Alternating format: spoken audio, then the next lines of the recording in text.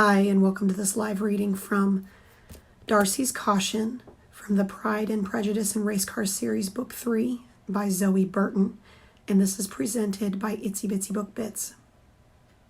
Chapter 1. Liz Darcy sat on the couch in the luxury motorhome, eyes glued to the television monitor. She wore a red headset over her ears and held a small radio handset in one hand. The other hand was tucked against her side under her elbow. She chewed her lip as she watched her husband take his qualifying laps. Will Darcy was last year's Stock Car Racing Association champion. It was his first championship, and the trophy was proudly displayed in their new house where everyone could see it. It was early in the season, only the third race, but his team was doing well.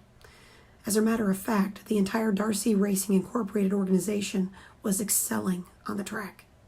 Their qualifying speeds were lightning fast, and their teams had won the first two races. Will was hoping to win this weekend's contest himself. In her ear, Liz listened to Will's crew chief, Jason Ragsdale, give him a list of reminders and some encouragement. Then his spotter, Digger, gave the go-ahead.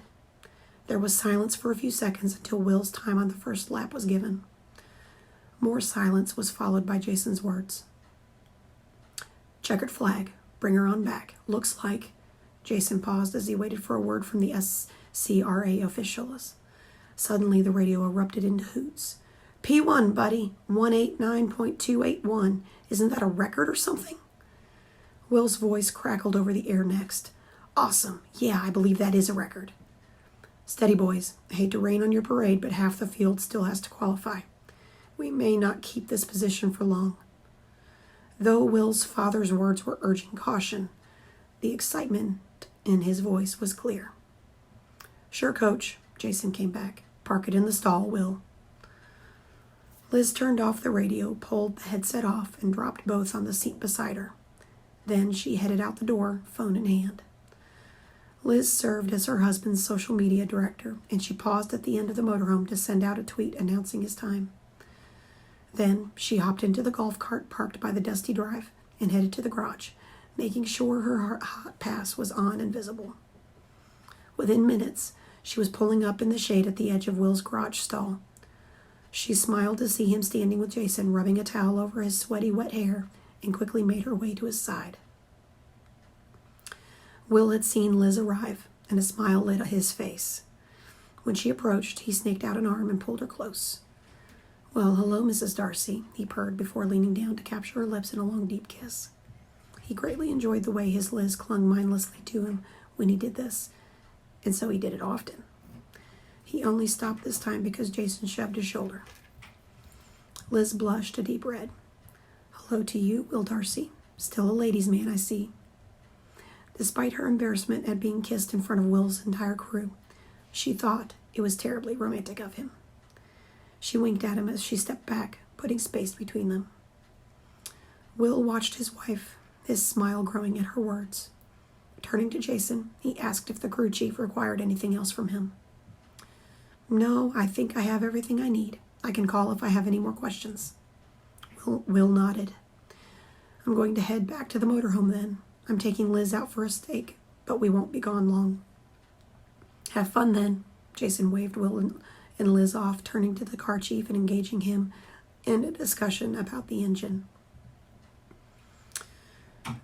The Darcys walked out of the garage and sat in the golf cart with Liz at the wheel.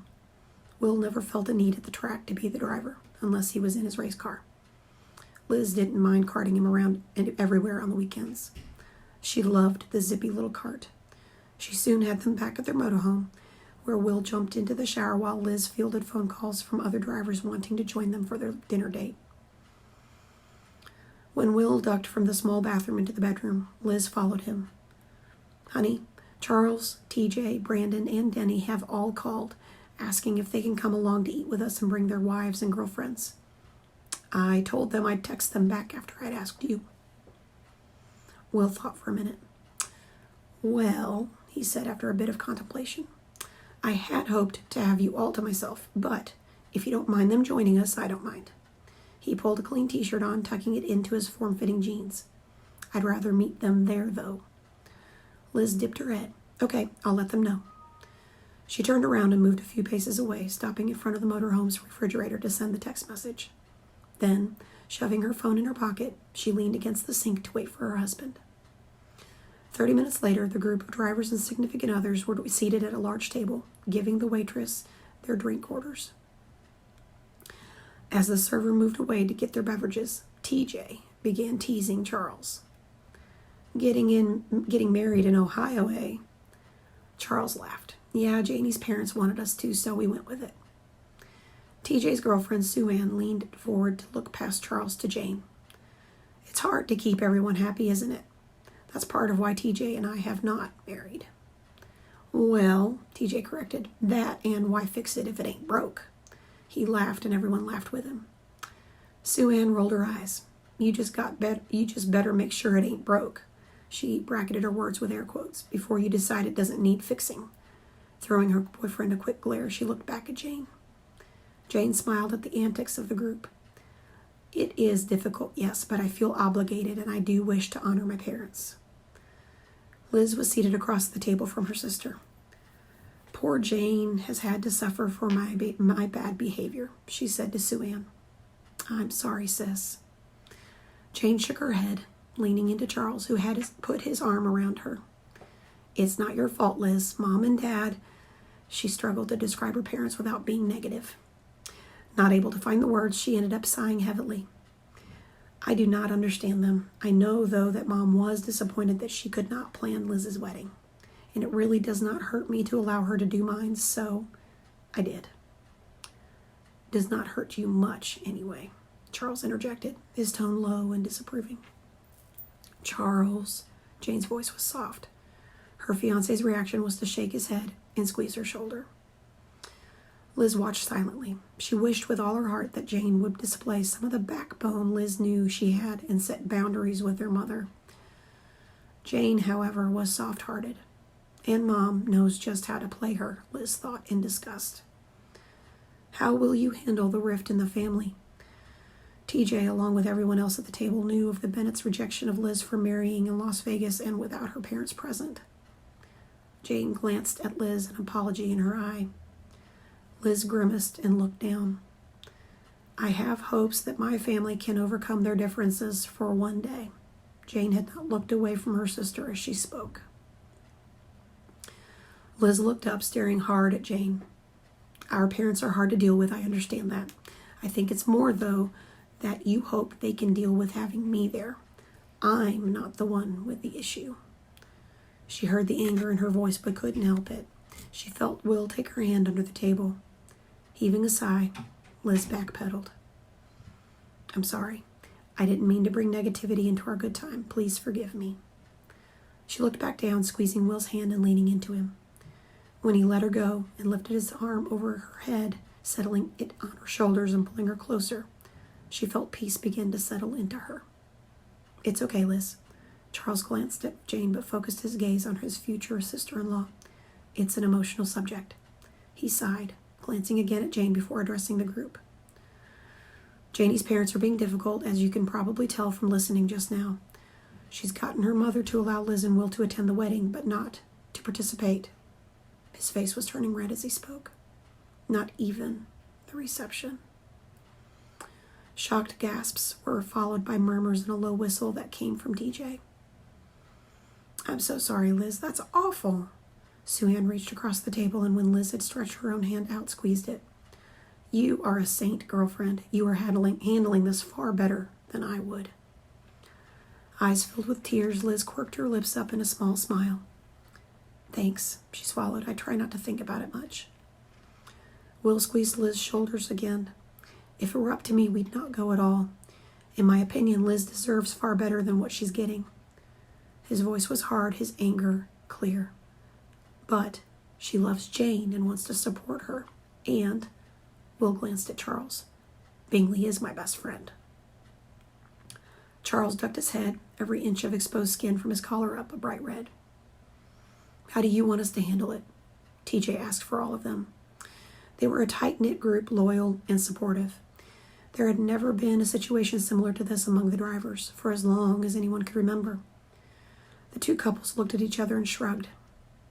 Will answered, I know that all of you were invited to both the wedding and the reception. In my opinion, you should make the decision you are most comfortable with. Liz and I won't hold it against you if you attend all the festivities, and I'm pretty sure Jane and Charles won't mind if you skip one or both. Not at all, Charles chimed in. We know we have your friendship, and he turned his eyes once more to Jane, squeezing her shoulders before looking back at his friends. We don't want to put anyone in a situation they're uncomfortable with. We'd love to have everyone in this room joining us for the whole shebang, but we'll understand if you don't.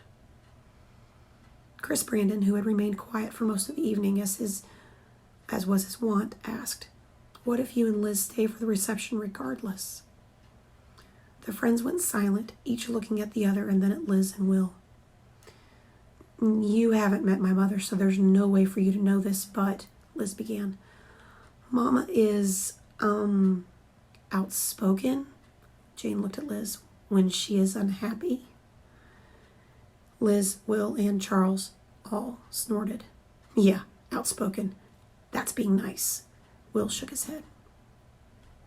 Liz took over. If Will and I attend the reception and my mother sees us, she will begin to screech at the top of her lungs and shout accusations at us before collapsing into a faint. Liz emphasized the last word with air quotes. She'll make a huge scene and ruin the day for Jane and Charles. My father will let her go, too, and not just because he is angry with me. He never tries to calm Mom down, Jane blushed. She tried to be nice all the time, but the strain of it all had begun to get her down. Well, Chris said, I guess I can see why you'd not want to upset her, but if it were me, and if Jane and Charles okayed it, I'd be at that reception. It's their wedding. He gestured to the engaged couple, and it's their choice. Chris shrugged.